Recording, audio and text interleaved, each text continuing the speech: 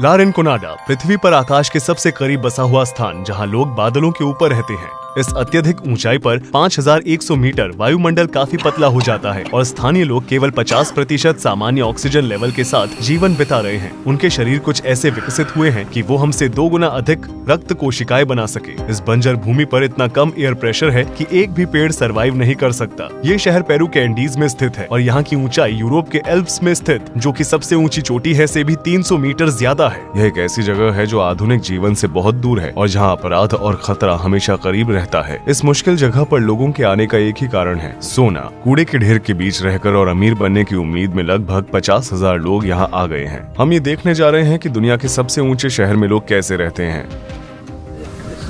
रुको रुको, हाँ रुक जाओ, हाँ यहाँ रुको। क्या तुम मुझे ऑक्सीजन टैंक दे सकते हो प्लीज? जो लोग समुद्र तल पर रहने के आदी हैं, अगर वे एक दिन में 2000 मीटर से ज्यादा ऊंचाई पर जाते हैं तो उन्हें माउंटेन सिकनेस हो सकती है, लेकिन हमने पहले ही उस ऊंचाई को 2 गुना कर दिया है। सिर दर्द, चक्कर आना और जी मचलाना इसके पहले लक्षण हैं। बाद में खांसी आती है जो आपको सांस लेने में तकलीफ होने की वजह से होती है। तेजी से बढ़ने वाली ऊंचाई की बीमारी के कारण फेफड़ों में तरल पदार्थ जमा होता है। तुरंत सहायता प्राप्त करना बहुत जरूरी है। जो लोग अधिक ऊंचाई पर रहते हैं वे सांस लेते समय लगभग 2 गुना पानी खो देते हैं, इसलिए बहुत सारा पानी पीना महत्वपूर्ण है। Look at the elevation here, friends. वो पहाड़ उस बादल जितना ऊंचा है तो हम बादलों के ऊपर जाएंगे। हम ठीक हैं, हमारी चिंता मत करो। जैसे जैसे ऊंचाई बढ़ती है हम इससे सांस लेते जा रहे हैं। यहाँ के लोगों को इससे फर्क नहीं पड़ता, उन्होंने इससे निपटने का एक तरीका ढूंढ लिया है। वायुमंडल की परत पतली होती जाती है जिससे हवा में सांस लेना मुश्किल हो जाता है। हमें इसकी आदत हो जाएगी। हम जिस स्थान पर जा रहे हैं वो एक माइनिंग शहर है। बस्ती की जमीन और खेती का पानी साइनाइड और मर्क्यूरी जैसे खतरनाक केमिकल से दूषित हो गए हैं, जिनका इस्तेमाल सोने को प्रोसेस करने के लिए किया जाता है। इसलिए हमने अपनी यात्रा शुरू करने से पहले हमारे साथ ढेर सारा खाना और साफ पानी ले लिया है। We're born here. We are adapted to this elevation. हमारे खून में ऑक्सीजन का सामान्य लेवल 95 से 100% के बीच होना चाहिए। जब ऑक्सीजन का लेवल 80% से नीचे चला जाता है तो यह महत्वपूर्ण अंगों को नुकसान पहुंचाता है। मैं अपने ऑक्सीजन लेवल को 72% पर वापस लाने की कोशिश कर रहा हूं, लेकिन ये केवल थोड़े समय के लिए ही काम करेगा क्योंकि हम हर मिनट ऊपर जा रहे हैं। मीलों तक शहरों के चारों ओर ढेर सारा कूड़ा कचरा फैला हुआ है। यहाँ पेड़ पौधों की जगह कूड़े के ढेर लगे हैं। जैसे ही हम वहाँ पहुंचे एक तेज बदबू से मेरा सिर चकरा गया। हम ला रिनकोनाडा में अपने होटल में हैं। हमारा गाइड हमारे लिए ऑक्सीजन टैंक सेटअप कर रहा है। इस होटल का नाम क्या है? Cielo means sky. Use the oxygen tank for 5 minutes first, and after a little break, and another 5 minutes. You need time. Rest a little bit to adapt your body to this elevation. जब मैं car से बाहर निकला तो मुझे चक्कर आ रहे थे। ऐसा लगा जैसे मैं गिरने वाला हूँ। Very normal. चूंकि यहाँ कोई बैंक नहीं है इसलिए लोग अपनी नकदी और सोना अपने पास ही रखते हैं, जिससे चोरी और लूटमार जैसे अपराध बहुत आम हो जाते हैं। हम ये सुनिश्चित करने के लिए 2 पुलिस कर्मियों के साथ काम कर रहे हैं कि हम फिल्म बनाते समय सुरक्षित रहें। वे अंडरकवर पुलिस हैं और हम जहाँ भी जाएंगे वे हमारे पीछे आएंगे। मार्को ने कोका की पत्तियों की तरफ इशारा किया क्योंकि वो सोचता है कि ऊंचाई की बीमारी से बचने का एक उपाय है जो यहाँ आम बात है। And also coca leaves, sir. Coca leaves. मुझे लगता है कि वे ऊंचाई से होने वाली परेशानी से बचने के लिए इसे खाते हैं। वे अपने मुंह में एक तरफ 3 या 4 पत्तियां चबाते हैं। ज्यादातर देशों में इन पत्तियों को गाना गैर कानूनी है। यह एक तरह से हमें सुन्न करती है जो लोगों को रिलैक्स होने में मदद करती है। It's good for almost everything. हो सकता है कि कोई पुलिस अधिकारी इसे ले जा सके। एक बहुत ही व्यस्त और थका देने वाला दिन खत्म हुआ और अगले दिन हम दोबारा इस शहर की खोज करेंगे। सूरज निकलने के साथ हम ला रिनकोनाडा के सेंटर में आए हैं। पुलिस हमारे साथ है। हमारे आसपास का इलाका स्थानीय कैफे, बाजारों और लोगों से भरा हुआ है। भले ही मैं अभी भी उठाऊं, लेकिन ऐसा लग रहा है जैसे मैंने कई दिनों से आराम नहीं किया है। चलना मुश्किल हो रहा है क्योंकि मुझे चक्कर और उल्टी जैसा महसूस हो रहा है। शुष्क हवा से मेरे गले में खराश और मेरे होंठ फट चुके हैं।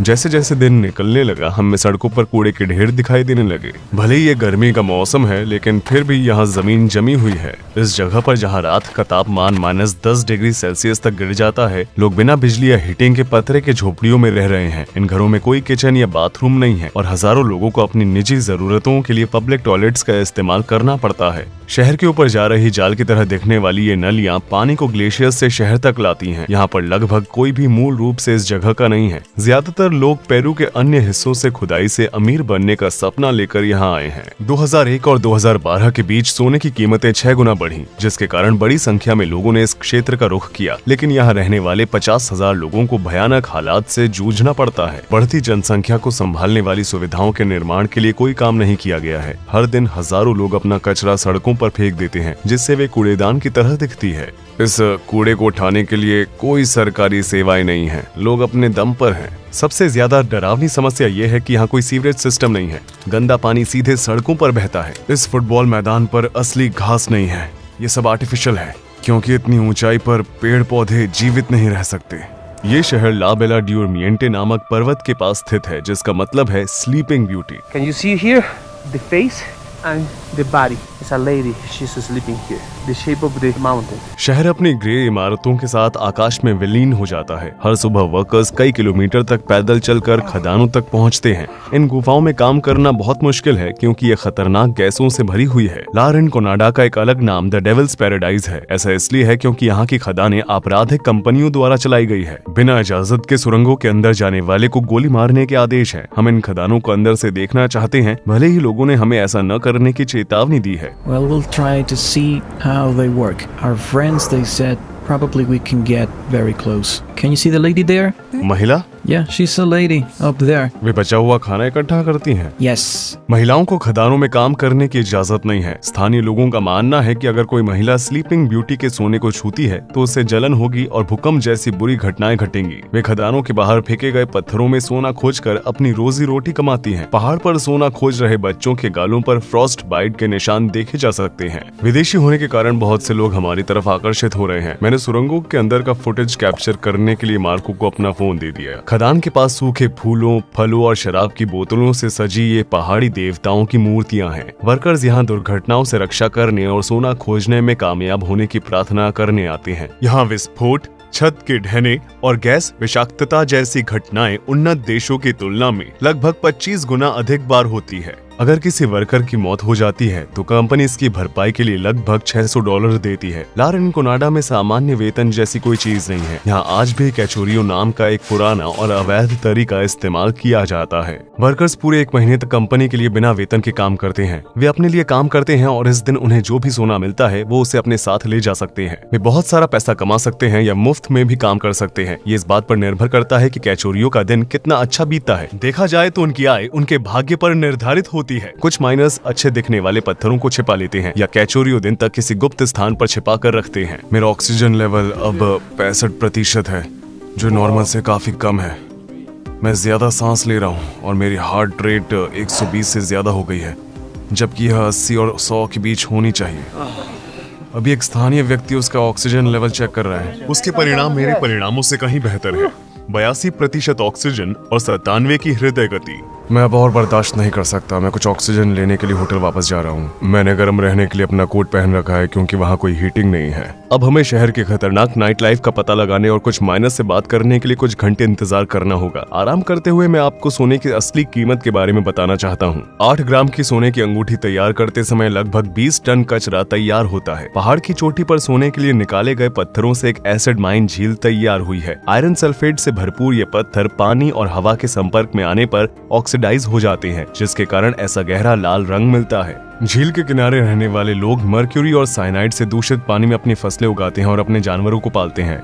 यहाँ रहने वाले लोगों की औसत उम्र सिर्फ 35 साल है, लेकिन इसके लिए सिर्फ केमिकल्स ही जिम्मेदार नहीं है। इस ऊंचाई पर आपको हर सांस में लगभग 50% कम ऑक्सीजन मिलती है। इसलिए ला रिनकोनाडो निवासी का खून एक औसत व्यक्ति की तुलना में 2 गुना गाढ़ा होता है, जिससे हमारे शरीर को पर्याप्त ऑक्सीजन नहीं मिलती और दूसरी गंभीर बीमारियां हो सकती हैं। एक मुश्किल दिन के बाद माइनर्स टाउन सेंटर की ओर भाग रहे हैं। यहाँ केवल कुछ ही सड़कों पर बिजली उपलब्ध है, जिससे शहर का बाकी हिस्सा अंधेरे में रहता है। सभी माइन वर्कर्स यहीं पर हैं, खरीदारी कर रहे हैं और एक दूसरे के साथ मेलजोल बढ़ा रहे हैं। चारों ओर स्टॉल और छोटी छोटी दुकानें हैं और यहाँ स्ट्रीट फूड, कपड़े, घरेलू सामान जैसी चीजें बिक रही हैं। बच्चे देर रात तक एक साथ बाहर खेलते हैं।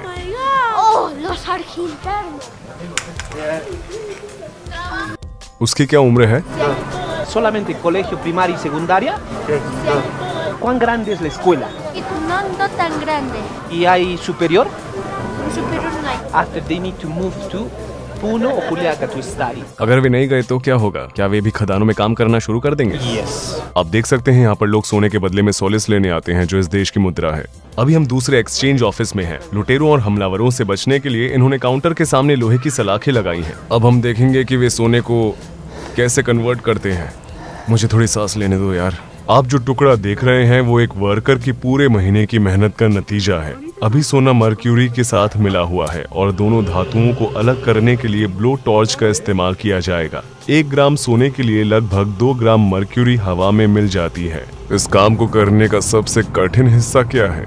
Transportar el material. Because remember, there are many bad people or robbers and it's not really safe to transport. इन्हें ला रिनकोनाडा के बारे में क्या पसंद है? En su mayoría no hay nada, porque como puedes ver, todas partes está contaminada. Bueno, puedes ganar bien. देश की औसत से ऊपर कमाई हो जाती है, इसलिए लोग यहाँ आ रहे हैं। सिरदर्द और थकान जैसे लक्षणों को कम करने के लिए यहाँ कई तरह की हर्बल चाय बेची जाती है। We call emoliente. ये किससे बनी है? Water, different herbs and syrup. It's really good. Try a little bit. ये भारी है, इसे पीना बहुत मुश्किल है। We can't go more far. To there is no more electricity, no more lights. And it's better to stop here. ज्यादातर miners अपनी मेहनत की कमाई इन सड़कों पर शराब और नाइट लाइफ में खर्च करते हैं। अगर रहने और काम करने की परिस्थितियां किसी व्यक्ति को नहीं मारती हैं, तो चाकू या एड्स मार देता है। ला रिनकोनाडा में नाइट क्लब सबसे खतरनाक स्थान है। इस सड़क पर माइन वर्कर्स के लिए बार, नाइट क्लब और वैश्यावृत्ति के विकल्प हैं। हम ला रिनकोनाडा के सेंटर में हैं, जो मानव तस्करी, डकैती और हत्या का मुख्य स्थान है। If you look there, you can see the lady. There are many people trying to buy a rose for the ladies here. पूनो पुलिस के अनुसार इस शहर में लगभग 2500 कम उम्र की लड़कियों का शोषण किया जा रहा है। शहर में केवल 1 पुलिस स्टेशन है और पेरू सरकार इन अपराधों से निपटने के लिए कोई प्रयास नहीं कर रही है। क्या यहाँ कोई जेल है? No.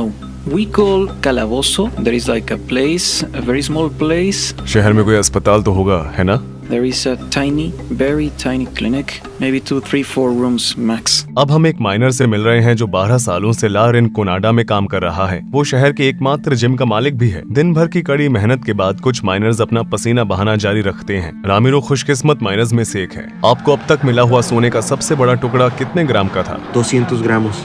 Oh wow, he found 300 grams in one piece. It's a lot of gold. क्या आप शादीशुदा हैं? Sí, tenemos 3 niños. Están en la universidad. क्या आप अपने बच्चों को खदानों में काम करने की सलाह देंगे? No, porque es muy peligroso. यहाँ माइनर्स को लूट लेते हैं। ऊंचाई का आपके शरीर पर क्या असर होता है? Sí, mira, a pesar de que yo soy de Piuno, tenía ese problema. Así que venir aquí a 5000 metros sobre el nivel del mar empieza a ser un reto. Problemas digestivos primeros, 3 días de sufrimiento. Después de 3 días el metabolismo empieza a adaptarse. औसतन एक minor कितना पैसा कमाता है? Varía, a veces sube, baja y sube. Aquí uno ganaría más o menos alrededor de 2000 soles peruanos, un poco más. खदानों में काम करने से आपके हाथ बहुत प्रभावित होते हैं। Me golpeé accidentalmente con una roca mientras intentaba separar el mineral del oro. Entonces estás usando una piedra para aplastar y de repente ¡bam! Heridas, especialmente en este lado cuando estás aplastando. क्या कभी कोई minor मारा गया है? Es muy constante. La mina, dicen muchos, es para hombres fuertes. No se refieren a la fuerza en tamaño muscular. Principalmente se trata de fuerza mental, de dominar, resistir teniendo en cuenta la altura. No es tan fácil. Estamos a 5000 metros sobre el nivel del mar. भले ही ला रिनकोनाडा आने और सोने का एक बड़ा टुकड़ा खोजने का सपना बाहर से आकर्षक लगता है, लेकिन ज्यादातर माइनर्स और उनके परिवार कभी भी वो दौलत हासिल नहीं कर पाते जो वे चाहते हैं। पेरू सरकार सोने की खदानों में अवैध कारोबार और वर्कर्स के साथ हो रहे दुर्व्यवहार के बारे में सालों से चुप है। इन सभी स्थितियों के बावजूद लोग दुनिया की सबसे ऊंची बस्ती में बेहतर जीवन का मौका तलाशते रहते हैं। हमारी अगली शानदार यात्रा के लिए वहाँ पर आपसे मिलते हैं।